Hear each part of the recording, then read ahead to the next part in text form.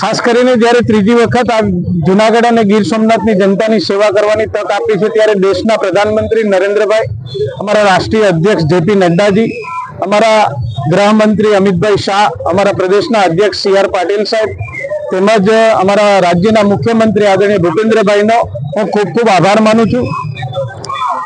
ત્રીજી વખત જ્યારે મને આ વિસ્તારની સેવા કરવાની તક આપી છે, ત્યારે દરેક મંડળમાં કાર્યકર્તાઓમાં ખૂબ ઉત્સાહ છે. આજે વેરાવળ મુકામે ટાવર ચોક ખાતે વેરાવળ મંડળ, તાલુકા મંડળ અને વેરાવળ શહેરના મંડળના ભારતીય જનતા પાર્ટીના સૌ આગેવાનો દ્વારા અહીંયા આજે ભવ્ય સ્વાગત કરવામાં આવ્યું છે અને મને વિશ્વાસ છે કે અબકી બાર 400 કે પાર એમાં જુનાગઢ લોકસભા સીટ એ સૌથી વધારે મતોથી અમે જીતીશું એવો સંકલ્પ છે. અને જે ભારતીય જનતા પાર્ટીના કાર્યકર્તાઓ અને આગેવાનોએ આજે મારું જે ભવ્ય સ્વાગત કર્યું એના માટે હું એમનો ખૂબ ખૂબ આભાર માનું છું. રાજેશભાઈ, આપણા પ્રદેશ સ્પર્ધી તરીકે કોંગ્રેસ હજી ઉમેદવાર નક્કી નથી કરી શકી, તે બાબતે શું કહેશો?